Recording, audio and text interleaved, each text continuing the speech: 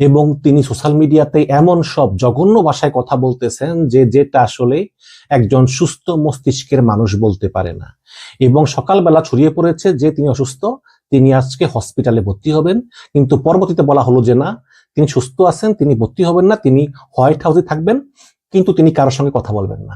যদিও পেন্টাগনের জেনারেলরা তার সঙ্গে যাওয়া আসা করতেছেন। আমি অলরেডি বলেছি যে ফ্লাইট রাডারে দেখা গিয়েছে যে প্রচুর বিমান আমেরিকা থেকে মধ্যপ্রাচ্য যাচ্ছে, এগুলো সেনাবাহিনী যাচ্ছে এবং বিভিন্ন সামরিক হেলিকপ্টার এবং সামরিক রসদ নিয়ে তারা যাচ্ছে মধ্যপ্রাচ্যের দিকে। ধারণা করা হচ্ছে যে ট্রাম্প যে গতকালকে 48 ঘন্টার আলটিমেটাম দিয়েছেন, 48 ঘন্টা পরে তিনি ইরানকে নরক বানাবেন, হয়তো তার প্রস্তুতি চলছে। এবং আজকে আবার তিনি পোস্টে বলেছেন, মানে এমন গালি বলেছেন যে মানে এই গালিগুলো আসলে মানে সুস্থ মানুষের পক্ষে আসলে বলা সম্ভব না। এবং তিনি যে কত বড় হতাশ, যেই যুদ্ধ তিনি শুরু করেছেন সেই যুদ্ধ এখন তিনি শেষ করতে পারতেছেন না। এই হতাশা থেকেই আসলে ট্রাম্প পাগল প্রায় হয়ে যাওয়ার মতো অবস্থা। আমি একটু এস্তোনিয়া বিশ্ববিদ্যালয়ের শিক্ষক আমিনুল ইসলামের ফেসবুক পোস্ট থেকে পড়ে শোনাই। এটা শুনলে আপনাদের আসলে সব শোনা হয়ে যাবে। তিনি অত্যন্ত গুছিয়ে সুন্দর করে লিখেন। ডোনাল্ড ট্রাম্প ঘন্টা দুয়েক আগে তার সামাজিক মাধ্যমে পোস্ট করে লিখেছেন, মঙ্গলবার হবে পাওয়ার প্ল্যান্ট এবং ব্রিজ দিবস, ইরানের সবকিছু একেবারে ধ্বংস করে দেওয়া হবে। এবং এরপরেই সে লিখেছে, মানে এফ ওয়ার্ড দিয়ে, ইংলিশে এফ ওয়ার্ড তো বোঝেনি, ওই যে ফা দিয়ে বলার মতো রুচি আমার নাই, কিন্তু সেই রুচিটাই ডোনাল্ড ট্রাম্পের হয়েছে। তিনি তার সোশ্যাল মিডিয়ায় ট্রুথ সোশ্যালে তিনি এফ ওয়ার্ড দিয়ে বলেছেন, হরমুজ প্রণালী খুলে দাও, ক্রেজি, আর যে বাস্টার্ড বলছে ইরানের লোকদেরকে, নইলে তোমরা সবাই নরকে বাস করবে। এবং সবশেষে সে লিখেছে, সকল প্রশংসা আল্লাহ তাআলার। এখন একটা দেশকে ধ্বংস করে দেওয়া হবে, নরক বানানো হবে, আবার লিখে সকল প্রশংসা আল্লাহর জন্য, মানে এটা বুঝলাম না। যাই হোক, এখন এই ল্যাঙ্গুয়েজ ডিসক্লোজার মানে ভাষার ব্যবহার এবং বিশ্লেষণ সম্পর্কে যাদের ধারণা আছে তারা খুব সহজেই বুঝতে পারবেন যে ট্রাম্প ভয়ঙ্কর হতাশা থেকেই এই পোস্টগুলো করতেছে। এবং সিএনএন এর সাংবাদিক ট্রাম্পের এই পোস্ট সম্পর্কে টেলিভিশনে বলার সময় বলেছেন যে কোনো শিশু যদি এই মুহূর্তে টেলিভিশন খুলে রাখো তাহলে এই রিপোর্টটা দেখবে না। এত অশ্লীল, কুৎসিত, নোংরা ভাষায় কথা বলেছেন। সুস্থ স্বাভাবিক মানুষ সাধারণত নর্মাল টেম্পারে থাকলে গালি ব্যবহার করে না, কিন্তু এই পোস্টে ট্রাম্প দুইবার গালি ব্যবহার করেছে। এবং এতেই বোঝা যায় যে ট্রাম্প পাগলের প্রলাপ বকতেছে। স্কাই নিউজের এক্সপার্ট মাইকেল ক্লার্ক ট্রাম্পের পোস্ট দেখার সঙ্গে সঙ্গে বলেছেন যে ট্রাম্প হরমুজ প্রণালী খোলার জন্য এত জোর দিচ্ছে কেন? বুধবার রাতে ভাষণের সময় না সে বলেছিল যে হরমুজ প্রণালী আমেরিকার জন্য কোনো গুরুত্বপূর্ণ বিষয়ই না, এই হরমুজ প্রণালী দিয়ে আমেরিকা কোনো বাণিজ্য করে না। ট্রাম্প বলতেছে আমেরিকা দরকার নাই এই প্রণালী খোলার, ইউরোপিয়ানরা গিয়ে খুলুক যদি তাদের দরকার হয়। এরপর প্রশ্ন করা হয়েছিল যে তাহলে এখন আবার হরমুজ প্রণালী খোলার প্রয়োজন পড়লো কেন ট্রাম্পের? প্রয়োজন পড়লো এই কারণে যে ট্রাম্প খুব ভালো করেই জানে যে হরমুজ প্রণালী না খুলে যদি সে যুদ্ধ বন্ধ করে তাহলে সৌদি আরব, আরব আমিরাত, কুয়েত এবং বাহরাইন সেটা মেনে নিবে না। শিকাগো বিশ্ববিদ্যালয়ের অধ্যাপক মার্সে মারাজ বলেছেন যে আরব দেশগুলো আমেরিকাকে যেটা বলছে সেটা হচ্ছে যে তোমরা যুদ্ধ শুরু করেছো, এখন তোমরা এটা শেষ করে যাবা, অর্থাৎ ইরানকে দুর্বল করে তবেই আমেরিকা যেতে হবে, নইলে আমরা টিকতে পারবো না, এটা আরব দেশগুলো বলতেছে। এবং এরপরই তিনি আরব দেশগুলোকে উপদেশ দিয়ে বলেছেন যে শক্তি প্রয়োগ করে ইরানকে দমানো যাবে না, বরং আরব দেশগুলোর উচিত আমেরিকার থেকে দূরে গিয়ে ইরানের সঙ্গে আলোচনায় বসা। এবং সেটাই আজকে ওমান অফিসিয়ালি ঘোষণা করেছে যে ইরান এবং ওমান মিলে একটা ড্রাফট তৈরি করে ফেলেছে। এতে কোন দেশকে কি পরিমাণ টোল দিতে হবে এই জাহাজ নিয়ে হরমুজ প্রণালী পার হতে গেলে, এই ড্রাফটে সবকিছু ক্লিয়ার করে দেওয়া আছে। অর্থাৎ ইরান এই যুদ্ধের ক্ষতিপূরণ হিসাবে হরমুজ প্রণালীকে ব্যবহার করবেই। আগে যেমন জাহাজ এখান দিয়ে ফ্রি যাতায়াত করতো, এখন সেটা করা যাবে না। এখন এখান দিয়ে জাহাজ গেলেই জাহাজকে টোল দিতে হবে, কারণ ইরানের অনেক ক্ষতি অলরেডি হয়ে গিয়েছে। ইরানের প্রেসিডেন্টের মুখপাত্র ট্রাম্পের পোস্টে জবাবে কিছুক্ষণ আগে বলেছেন যে হরমুজ তো খোলাই আছে, আমরা তো ড্রাফট করে ফেলেছি, ক্ষতিপূরণ না দেওয়ার ব্যবস্থা করে এই যুদ্ধ আমরা শেষ করব না। অর্থাৎ ইরান সাফ জানিয়ে দিয়েছে যে আমেরিকা ইসরায়েল যতই হুমকি দিক ইরান তাতে কান দিচ্ছে না। এই যুদ্ধ বন্ধ করতে হলে আমেরিকাকে এই অঞ্চল থেকে সরে যেতে হবে এবং ক্ষতিপূরণ দিয়েই যেতে হবে। এবং গতকালকে ট্রাম্প বলেছিল আজ আমেরিকা তাদের একজন নিখোঁজ পাইলটকে ইরান থেকে উদ্ধার করতে সমর্থ হয়েছে। এই যুদ্ধ শুরু হবার পর আমেরিকার যদি কোনো অর্জন থাকে তাহলে এই উদ্ধার অভিযানকেই একটা ভালো অর্জন বলা যেতে পারে। কিন্তু এই এক পাইলটকে উদ্ধার করতে গিয়ে আমেরিকা আজকে একদিনে 2টা বিমান এবং 2টা হেলিকপ্টার ধ্বংস হয়েছে। এটা আবার ইরানের সাফল্য। এদিকে আরব যে দেশগুলো ইরানের কথা না শুনে আমেরিকার কথা শুনতেছে, ইরান তাদের ক্রমাগত আঘাত করেই যাচ্ছে। কুয়েতের অবস্থা খুবই খারাপ, ওদের পানি শোধনাগার, পাওয়ার প্লান্ট, তেল ক্ষেত্র, গ্যাস ক্ষেত্রে আঘাত করছে আজ ইরান।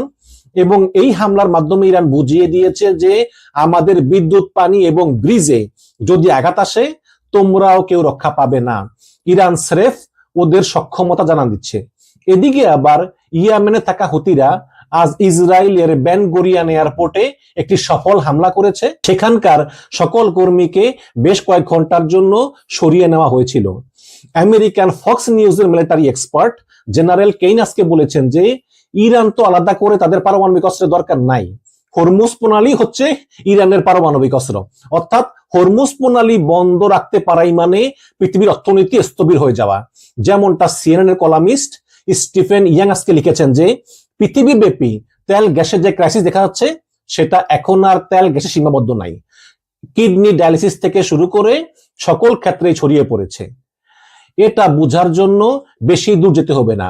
বাংলাদেশের অর্থমন্ত্রী আমির খসরু মাহমুদ চৌধুরী আজকে বলেছেন যে শুধু তেল গ্যাসই না, পুরো সাপ্লাই চেইন ভেঙে পড়তে পারে, দ্রব্যমূল্য বাড়বে, না বাড়িয়ে থাকা যাবে না, সরকারি তহবিল রক্তকরণ হচ্ছে এবং জনগণকে এর চাপ নিতেই হবে। এবং এটা শুধু বাংলাদেশের ক্ষেত্রেই না দর্শক, পুরো পৃথিবীতেই সরকারগুলিকে এভাবে ভাবতে হচ্ছে। বাংলাদেশ যেহেতু অতি দরিদ্র একটি দেশ, তাই অন্যান্য দরিদ্র দেশগুলোর মতোই বাংলাদেশের অবস্থাও খুব দ্রুতই খারাপ হচ্ছে। আর আমেরিকা, ইসরায়েল এবং কিছু আরব দেশ পৃথিবীর অন্য দেশের কথা না ভেবেই বারবার বলতেছে ইরানকে প্রস্তর যুগে নিয়ে যাবে, যেটা ট্রাম্প গতকালকে তার ট্রুথ সোশ্যালে বলেছেন অলরেডি। অন্য কোন দেশের কথাই তারা চিন্তা করতেছে না। এজন্যই ফ্রান্সের প্রেসিডেন্ট ইমানুয়েল ম্যাক্রন আজকে বলেছেন যে পৃথিবীতে যে কোনো সাম্রাজ্যবাদী শক্তির হাত থেকে বাঁচতে হবে। আমেরিকা, চীন কারো আধিপত্যই না মেনে বরং তৃতীয় চতুর্থ জোট তৈরি করতে হবে, নইলে আমেরিকার কাউকে পছন্দ না হলেই যখন যাকে ইচ্ছা গিয়ে বোম মারবে। চিন্তা করা যায়, যেই ফ্রান্স নিজে একটা সাম্রাজ্যবাদী রাষ্ট্র ছিল, আমেরিকার মিত্র ছিল, সেই ফ্রান্সের প্রেসিডেন্ট এখন বলতেছে যে এই বিশ্ব ব্যবস্থায় থাকা যাবে না, খুব দ্রুতই আমেরিকান অর্ডার থেকে বের হয়ে মাল্টিপুলার অর্ডার মানে বহুমেরু বিশ্ব ব্যবস্থা যেতে হবে। ওদিকে আবার চাইনিজ বিশেষজ্ঞ ভিক্টর গাওয়াস বলেছেন যে এই যুদ্ধের পর চীন বুঝে গিয়েছে যে আমেরিকার সামর্থ্য কেমন। এরপর তিনি বলেছেন যে চীন মনে হয় না এখন আর আমেরিকাকে খুব একটা আগের মতো ভয় চোখে দেখবে।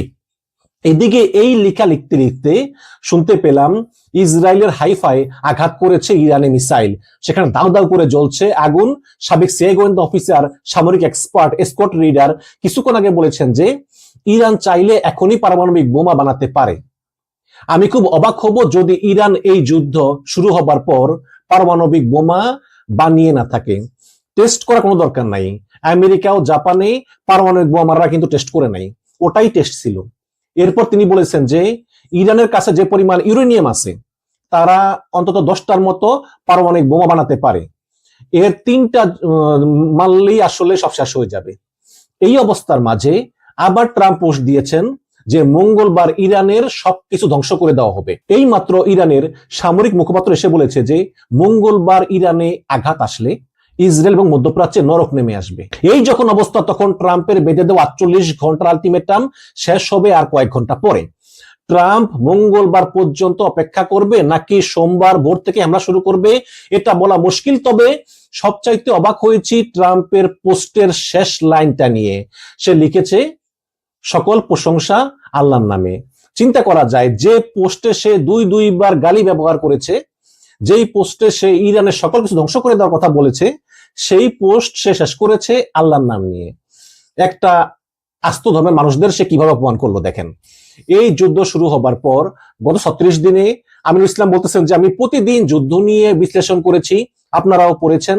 আমার লেখার জায়গা সাম্রাজ্য বা ধর্ম নয়, কিন্তু আজ যখন ট্রাম্প ধর্মকে টেনে এনেছেনই, তখন একটা কথা বলতেই হচ্ছে যে একবার চিন্তা করে দেখেন যে সৌদি আরব, দুবাই, আবুধাবি, কুয়েত, বাহরাইন শেখরা কেউই এর কোনো প্রতিবাদ করেনি, অথচ এরা মুসলমান দেশ, নিজেদের সাম্রাজ্য বাঁচিয়ে রাখতেই এরা উল্টো আমেরিকাকে ইরানের বিরুদ্ধে যুদ্ধ করতে উৎসাহিত করতেছে।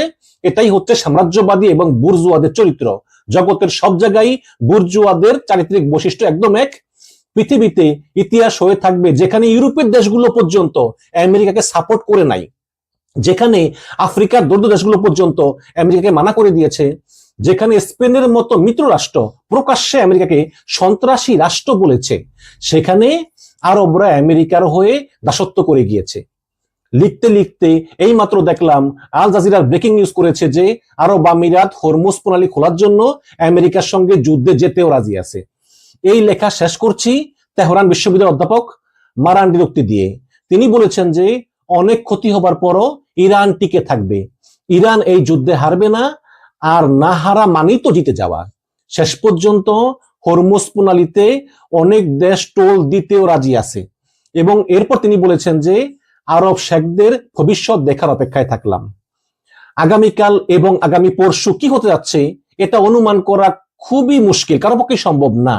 আগামী 48 ঘন্টা এই যুদ্ধের গতি প্রকৃতি বোঝার জন্য খুবই গুরুত্বপূর্ণ, এবং একটা চুক্তি হয়েও যেতে পারে, আবার যুদ্ধ আরো ভয়ানক ধারণ করতেও পারে। যেটাই হোক, অধ্যাপক মারান্ডির মতো আমিও অপেক্ষায় থাকলাম বুর্জোয়া এবং আরব শেখদের পরিণতি দেখার। দর্শক, এতক্ষণ এস্তোনিয়া বিশ্ববিদ্যালয়ের অধ্যাপক আমিনুল ইসলামের বক্তব্য শুনলেন। তবে আমারও তাই মনে হয় যে একটা চুক্তি হয়ে যেতেও পারে, কারণ ট্রাম্প যেভাবে একদম খ্যাপা হয়ে গিয়েছে, খ্যাপা উন্মাদ হয়ে গিয়েছে, সেখানে সে হয়তো কিছু ছাড় দিতেও পারে, কিন্তু কতটুকু ছাড় দিবে? আবার ইরান তার দুইটা যে দাবি, হরমুজ প্রণালী নিয়ন্ত্রণ এবং ক্ষতিপূরণ, তিনটা দাবি মূলত, হরমুজ প্রণালী নিয়ন্ত্রণ, ক্ষতিপূরণ এবং আমেরিকাকে এই অঞ্চল ছেড়ে চলে যাওয়া, মার্কিন সব ঘাঁটিগুলো মধ্যপ্রাচ্য থেকে সরিয়ে নিয়ে যাওয়া, এটা আমেরিকা কতটুকু মানতে রাজি হবে? আবার আমেরিকা চায় ইরান যাতে পারমাণবিক অস্ত্র তৈরি না করে এবং হরমুজ প্রণালী খোলা রাখে আগের মতোই কোনো টোল ছাড়া। তাহলে